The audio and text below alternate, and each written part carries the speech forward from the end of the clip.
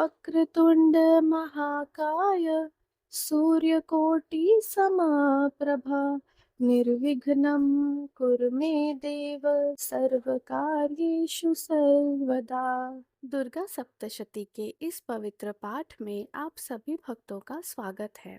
आज हम नवरात्रि के इस महापवित्र अवसर पर श्री दुर्गा सप्तशती के 11वें, 12वें और 13वें अध्याय का पाठ करने जा रहे हैं, जिसमें माँ दुर्गा के 700 श्लोकों के माध्यम से उनकी अनंत महिमा का वर्णन हुआ है। इस पाठ का श्रवण नवरात्रि में अत्यंत महत्वपूर्ण माना जाता है। कहते हैं ये केवल एक ग्रंथ नहीं, स्वयं देवी माँ का स्वरूप है। मैं आपसे निवेदन करती हूँ कि इसे मन, वचन, कर्म और पूर्ण श्रद्धा से सुने। माँ दुर्गा आपके हृदय में विराज कर आपको आशीर्वाद प्रदान करेंगी।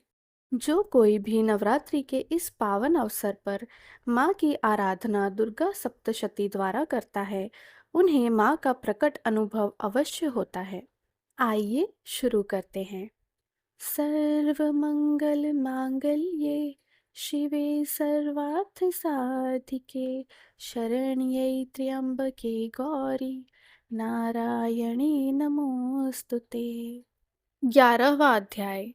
देवताओं द्वारा देवी की स्तुति तथा देवी द्वारा देवताओं को वरदान। मैं भुवनेश्वरी देवी का ध्यान करती हूँ। उनके श्री अंगों की आभा प्रभात काल के सूर्य के समान है और मस्तक पर चंद्रमा का मुकुट है। वे उभरे हुए स्तनों और 3 नेत्रों से युक्त है।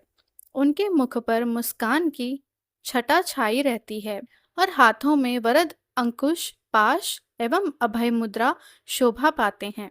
ऋषि कहते हैं, देवी के द्वारा वहाँ महादैत्यपति शुंभ के मारे जाने पर इंद्र आदि देवता अग्नि को आगे करके उन कात्यायनी देवी की स्तुति करने लगे। उस समय अभिष्ट की प्राप्ति होने से उनके मुख कमल दमक उठे थे और उनके प्रकाश से दिशाएं भी जगमगा उठी थी। देवता बोले, शरणागत की पीड़ा दूर करने वाली देवी, हम पर प्रसन्न हो। संपूर्ण जगत की माता प्रसन्न हो। विश्वेश्वरी, विश्व की रक्षा करो। देवी, तुम ही चराचर जगत की अधीश्वरी हो। तुम इस जगत का एकमात्र आधार हो, क्योंकि पृथ्वी रूप में तुम्हारी ही स्थिति है। देवी, तुम्हारा पराक्रम अलंघनीय है। तुम ही जल रूप में स्थित होकर संपूर्ण जगत को तृप्त करती हो। तुम अनंत बल संपन्न वैष्णवी शक्ति हो। इस विश्व की कारणभूता परामाया हो। देवी, तुमने इस समस्त जगत को मोहित कर रखा है। तुम ही प्रसन्न होने पर इस पृथ्वी पर मोक्ष की प्राप्ति करवाती हो। देवी, संपूर्ण विद्याएं तुम्हारे ही भिन्न भिन्न स्वरूप हैं। जगत में जितनी स्त्रियां हैं वे सब तुम्हारी ही मूर्तियां हैं। जगदम्बा, एकमात्र तुमने ही इस विश्व को व्याप्त कर रखा है। तुम्हारी स्तुति क्या हो सकती है? तुम तो स्तवन करने योग्य पदार्थों से परे एवं परावाणी हो। जब तुम सर्वस्वरूपा देवी स्वर्ग तथा मोक्ष प्रदान करने वाली हो, तब उसी रूप में तुम्हारी स्तुति हो गई। तुम्हारी स्तुति के लिए इससे अच्छी उक्तियां और क्या हो सकती है? बुद्धि रूप से सब लोगों के हृदय में विराजमान रहने वाली तथा स्वर्ग एवं मोक्ष प्रदान करने वाली नारायणी देवी, तुम्हें नमस्कार है। कला काष्ठा आदि के रूप से क्रमशः परिणाम अवस्था परिवर्तन की और ले जाने वाली तथा विश्व का उपसंहार करने में समर्थ नारायणी, तुम्हें नमस्कार है। नारायणी, तुम सब प्रकार का मंगल प्रदान करने वाली मंगलमयी हो। कल्याणदायिनी शिवा हो। सब पुरुषार्थों को सिद्ध करने वाली शरणागत वत्सला, 3 नेत्रों वाली एवं गौरी हो। तुम्हें नमस्कार है।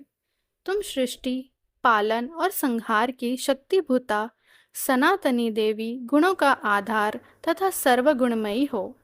नारायणी, तुम्हें नमस्कार है। शरण में आए हुए दीनों एवं पीड़ितों की रक्षा में संलग्न रहने वाली तथा सबकी पीड़ा दूर करने वाली नारायणी देवी, तुम्हें नमस्कार है।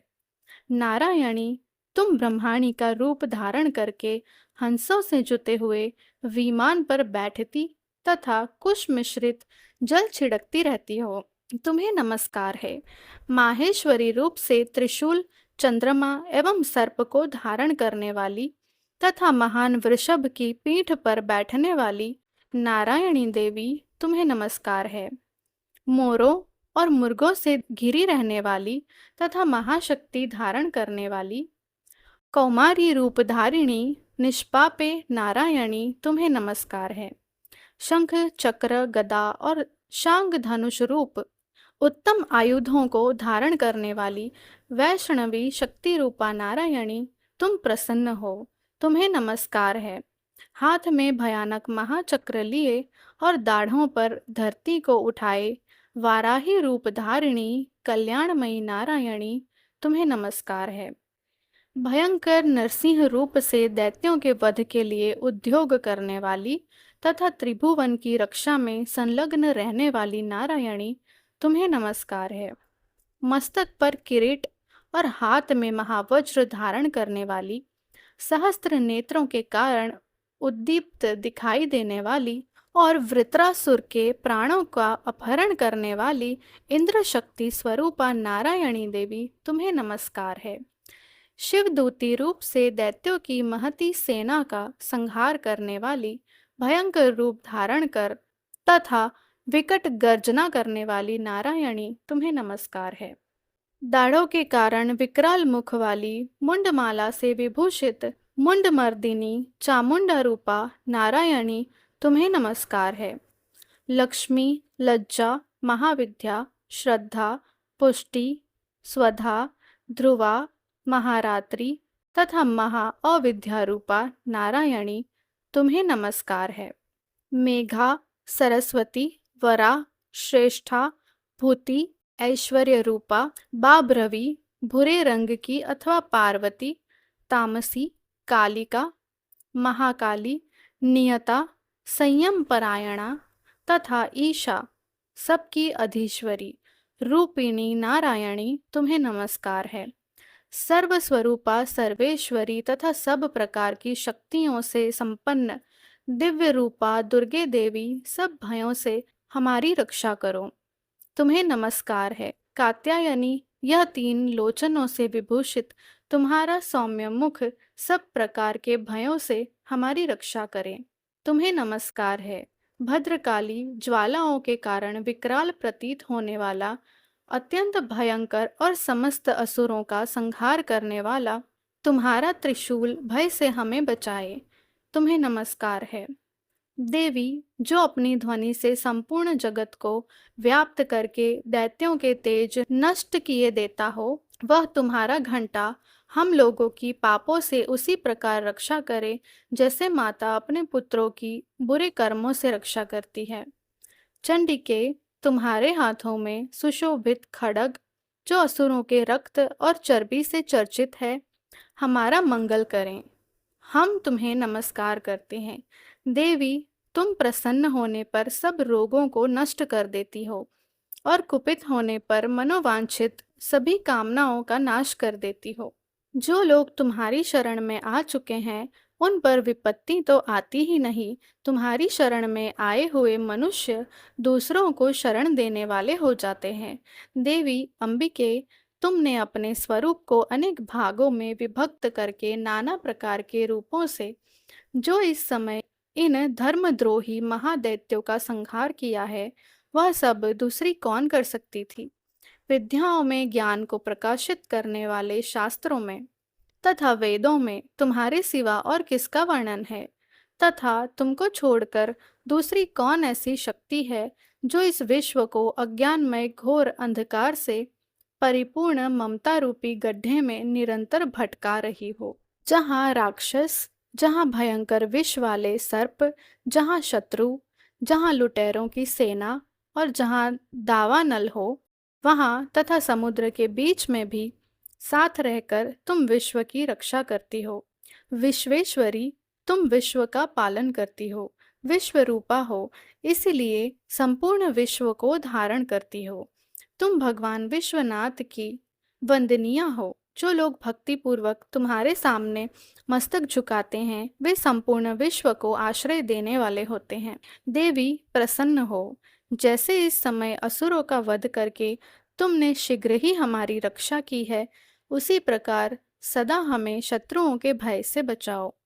संपूर्ण जगत का पाप नष्ट कर दो और उत्पात एवं पापों के फल स्वरूप प्राप्त होने वाले महामारी आदि बड़े बड़े उपद्रवों को शीघ्र दूर करो। विश्व की पीड़ा दूर करने वाली देवी, हम तुम्हारे चरणों पर पड़े हुए हैं, हम पर प्रसन्न हो। त्रिलोक निवासियों की पूजनीया परमेश्वरी, सब लोगों को वरदान दो। देवी बोली, देवताओं, मैं वर देने को तैयार हूँ। तुम्हारे मन में जिसकी इच्छा हो वह वर मांग लो। संसार के लिए उस उपकारक वर को मैं अवश्य दूंगी। देवता बोले, सर्वेश्वरी, तुम इसी प्रकार तीनों लोकों की समस्त बाधाओं को शांत करो और हमारे शत्रुओं का नाश करती रहो। देवी बोली, देवताओं, वैवस्वत मनवंतर के 28वें युग में शुंभ और निशुंभ नाम के दो अन्य महादैत्य उत्पन्न होंगे। तब मैं नंद गोप के घर में उनकी पत्नी यशोदा के गर्भ से अवतीर्ण हो विंध्याचल में जाकर रहूंगी और उक्त दोनों असुरों का नाश करूंगी। फिर अत्यंत भयंकर रूप से पृथ्वी पर अवतार ले मैं विप्रचित्त नाम वाले दानवों का वध करूंगी। उन भयंकर महादैत्यों को भक्षण करते समय मेरे दांत अनार के फूल की भांति लाल हो जाएंगे। तब स्वर्ग में देवता और मृत्युलोक में मनुष्य सदा मेरी स्तुति करते हुए रक्त दंतिका कहेंगे। फिर जब पृथ्वी पर 100 वर्षों के लिए वर्षा रुक जाएगी और पानी का अभाव हो जाएगा, उस समय मुनियों के स्तवन करने पर मैं पृथ्वी पर अयोनिजा रूप में प्रकट होऊंगी और 100 नेत्रों से मुनियों को देखूंगी। अतः मनुष्य सताक्षी इस नाम से मेरा कीर्तन करेंगे। देवताओं, उस समय मैं अपने शरीर से उत्पन्न हुए शाकों द्वारा समस्त संसार का भरण पोषण करूंगी। जब तक वर्षा नहीं होगी तब तक वे शाक ही सबके प्राणों की रक्षा करेंगे। ऐसा करने के कारण पृथ्वी पर शाकंभरी नाम से मेरी ख्याति होगी। उसी अवतार में मैं दुर्गम नामक महादैत्य का वध करूंगी। इससे मेरा नाम दुर्गा देवी के रूप में प्रसिद्ध होगा। फिर मैं जब भीम रूप धारण करके मुनियों की रक्षा के लिए हिमालय पर रहने वाले राक्षसों का भक्षण करूंगी, उस समय सब मुनि भक्ति से नतमस्तक होकर मेरी स्तुति करेंगे। तब मेरा नाम भीमा देवी के रूप में विख्यात होगा। जब अरुण नामक दैत्य तीनों लोकों में भारी उपद्रव मचाएगा, तब मैं तीनों लोकों का हित करने के लिए 6 पैरों वाले असंख्य भ्रमरों का रूप धारण करके उस महादैत्य का वध करूंगी। उस समय सब लोग भ्रामरी के नाम से चारों ओर मेरी स्तुति करेंगे। इस प्रकार जब जब संसार में दानवी बाधा उपस्थित होगी, तब तब अवतार लेकर मैं शत्रुओं का संहार करूंगी। 12वां अध्याय, देवी चरित्रों के पाठ का महात्म्य। मैं 3 नेत्रों वाली दुर्गा देवी का ध्यान करती हूँ। उनके श्रीअंगों की प्रभा बिजली के समान है। वे सिंह के कंधे पर बैठी हुई भयंकर प्रतीत होती है। हाथों में तलवार और ढाल लिए अनेक कन्याएं उनकी सेवा में खड़ी है। वे अपने हाथों में चक्र, गदा, तलवार, ढाल, बाण, धनुष, पाश और तर्जनी मुद्रा धारण किए हुए हैं। उनका स्वरूप अग्निमय है तथा वे माथे पर चंद्रमा का मुकुट धारण करती है। देवी बोली, देवताओं, जो एकाग्रचित्त होकर प्रतिदिन इन स्तुतियों से मेरा स्तवन करेगा, उसकी सारी बाधा मैं निश्चय ही दूर करूंगी। जो मधुकैटभ का नाश, महिषासुर वध तथा शुंभ निशुंभ के संहार के प्रसंग का पाठ करेंगे तथा अष्टमी, चतुर्दशी और नवमी को भी जो एकाग्रचित्त होकर भक्तिपूर्वक मेरे उत्तम महात्म्य का श्रवण करेंगे, उन्हें कोई पाप नहीं छू पाएगा। उन पर पाप जनित आपत्तियां भी नहीं आएंगी। उनके घर में कभी दरिद्रता नहीं होगी तथा उनको कभी प्रेमी जनों के विरह का कष्ट भी नहीं भोगना पड़ेगा। इतना ही नहीं, उन्हें शत्रु से, लुटेरों से, राजा से, शस्त्र से, अग्नि से तथा जल की राशि से भी कभी भय नहीं होगा। इसीलिए सबको एकाग्रचित्त होकर भक्तिपूर्वक मेरे इस महात्म्य को सदा पढ़ना और सुनना चाहिए। यह परम कल्याणकारक है। मेरा महात्म्य महामारी जनित समस्त उपद्रवों तथा आध्यात्मिक आदि तीनों प्रकारों के उत्पातों को शांत करने वाला है। मेरे जिस मंदिर में प्रतिदिन विधि पूर्वक मेरे इस महात्म्य का पाठ किया जाता है, उस स्थान को मैं कभी नहीं छोड़ती।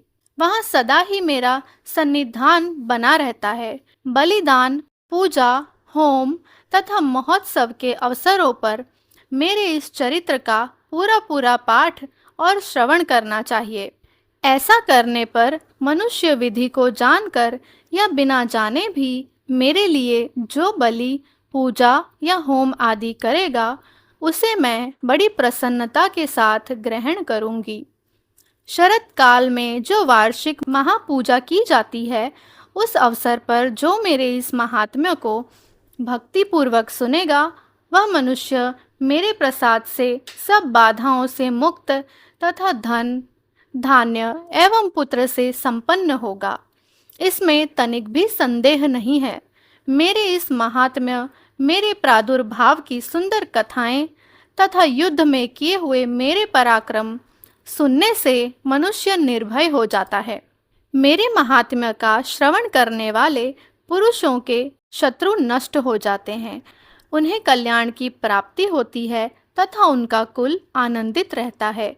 सर्वत्र शांति कर्म में बुरे स्वप्न दिखाई देने पर तथा ग्रह जनित भयंकर पीड़ा उपस्थित होने पर मेरा महात्म्य श्रवण करना चाहिए। इससे सब विघ्न तथा भयंकर ग्रह पीड़ाएं शांत हो जाती है और मनुष्यों द्वारा देखा हुआ दुस्वप्न शुभ स्वप्न में परिवर्तित हो जाता है। बाल ग्रहों से आक्रांत हुए बालकों के लिए यह महात्म्य शांतिकारक है तथा मनुष्यों के संगठन में फूट होने पर यह अच्छी प्रकार मित्रता कराने वाला है। यह महात्म्य समस्त दुराचारियों के बल का नाश करने वाला है।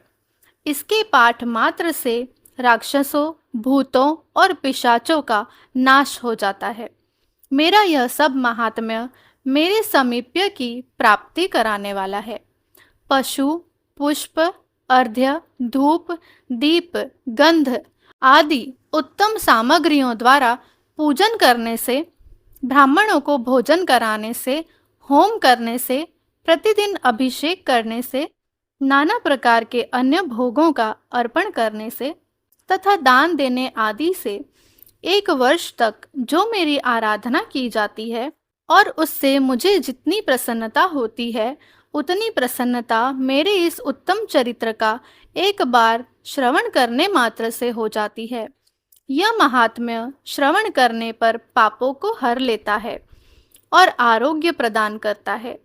मेरे प्रादुर्भाव का कीर्तन समस्त भूतों से रक्षा करता है तथा मेरा युद्ध विषयक चरित्र दुष्ट दैत्यों का संहार करने वाला है। इसके श्रवण करने पर मनुष्यों को शत्रु का भय नहीं रहता। देवताओं, तुमने और ब्रह्म ऋषियों ने जो मेरी स्तुतियाँ की है तथा ब्रह्मा जी ने जो स्तुतियाँ की है, वे सभी कल्याणमयी बुद्धि प्रदान करती है।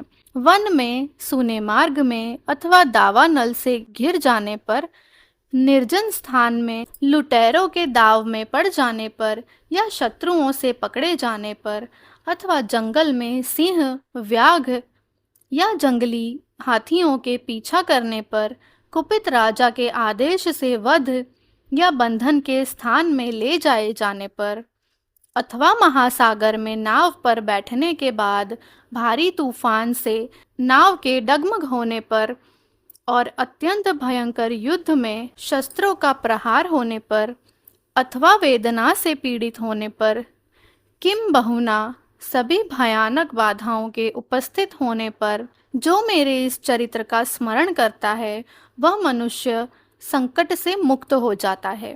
मेरे प्रभाव से सिंह आदि हिंसक जंतु नष्ट हो जाते हैं तथा लुटेरे और शत्रु भी मेरे चरित्र का स्मरण करने वाले पुरुष से दूर भागते हैं। ऋषि कहते हैं, यों कहकर प्रचंड पराक्रम वाली भगवती चंडिका सब देवताओं के देखते देखते वहीं अंतर ध्यान हो गई। फिर समस्त देवता भी शत्रुओं के मारे जाने से निर्भय हो पहले की ही भांति यज्ञ भाग का उपभोग करते हुए अपने अपने अधिकार का पालन करने लगे। संसार का विध्वंस करने वाले महाभयंकर अतुल पराक्रमी देव शत्रु शुंभ तथा महाबली निशुंभ के युद्ध में देवी द्वारा मारे जाने पर शेष दैत्य पाताल लोक में चले गए। राजन, इस प्रकार भगवती अंबिका देवी नित्य होती हुई भी पुनः पुनः प्रकट होकर जगत की रक्षा करती है। वे ही इस विश्व को मोहित करती, वे ही इस जगत को जन्म देती तथा वे ही प्रार्थना करने पर संतुष्ट हो विज्ञान एवं समृद्धि प्रदान करती है। राजन, महाप्रलय के समय महामारी का स्वरूप धारण करने वाली वे महाकाली ही इस समस्त ब्रह्मांड में व्याप्त है। वे ही समय समय पर महामारी होती और वे ही स्वयं अजन्मा होती हुई भी सृष्टि के रूप में प्रकट होती है।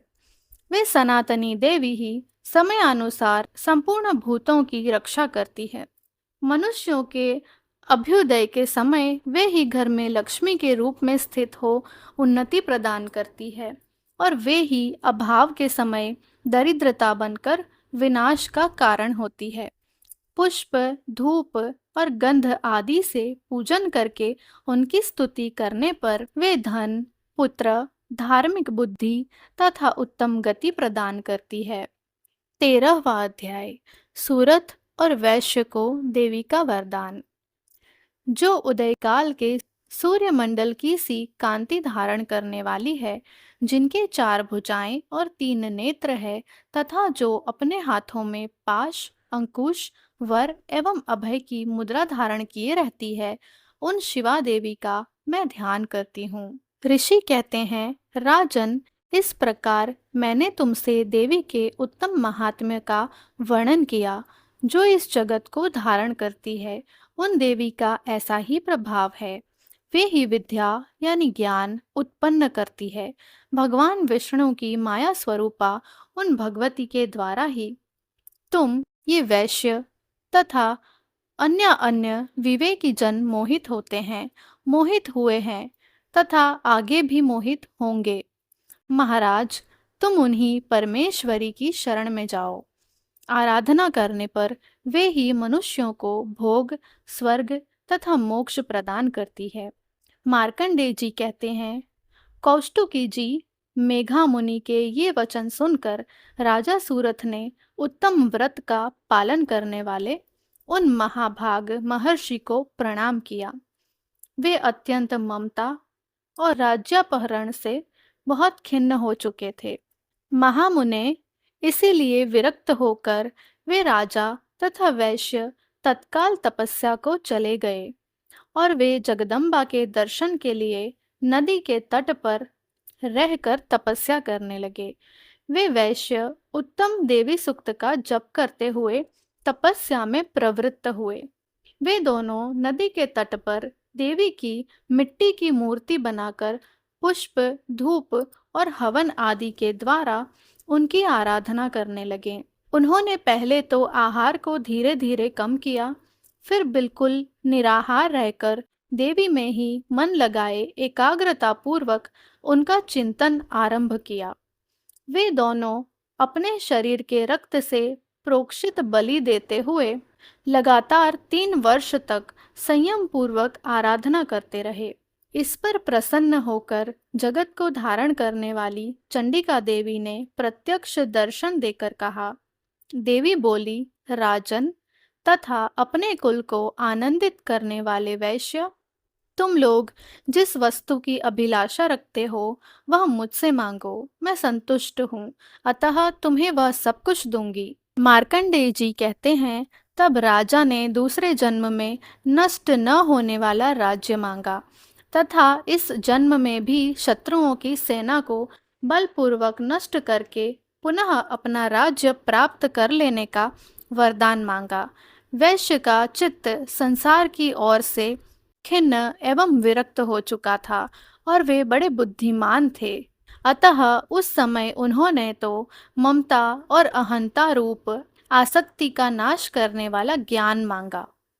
देवी बोली, राजन, तुम थोड़े ही दिनों में शत्रुओं को मारकर अपना राज्य प्राप्त कर लोगे। अब वहाँ तुम्हारा राज्य स्थिर रहेगा। फिर मृत्यु के पश्चात तुम भगवान विवस्वान यानी कि सूर्य के अंश से जन्म लेकर इस पृथ्वी पर सावर्णिक मनु के नाम से विख्यात होगे। वैश्यवर्य, तुमने भी जिस वर को मुझसे प्राप्त करने की इच्छा की है उसे देती हूँ। तुम्हें मोक्ष के लिए ज्ञान प्राप्त होगा। मार्कंडेय जी कहते हैं, इस प्रकार उन दोनों को मनोवांछित वरदान देकर तथा उनके द्वारा भक्तिपूर्वक अपनी स्तुति सुनकर देवी अंबिका तत्काल अंतर ध्यान हो गई। इस तरह देवी से वरदान पाकर क्षत्रियों में श्रेष्ठ सूरथ सूर्य से जन्म ले सावर्णी नामक मनु होंगे। जय माता दी दोस्तों, आप सभी को श्री दुर्गा सप्तशती का 11वें, 12वें और 13वें अध्याय का पाठ कैसा लगा, ये कमेंट बॉक्स में ज़रूर बताइएगा। और ऐसी ही कथाएं और अध्याय सुनने के लिए हमारी चैनल को सब्सक्राइब कीजिएगा। जय माता दी। आप सभी को नवरात्रि की बहुत सारी शुभकामनाएं।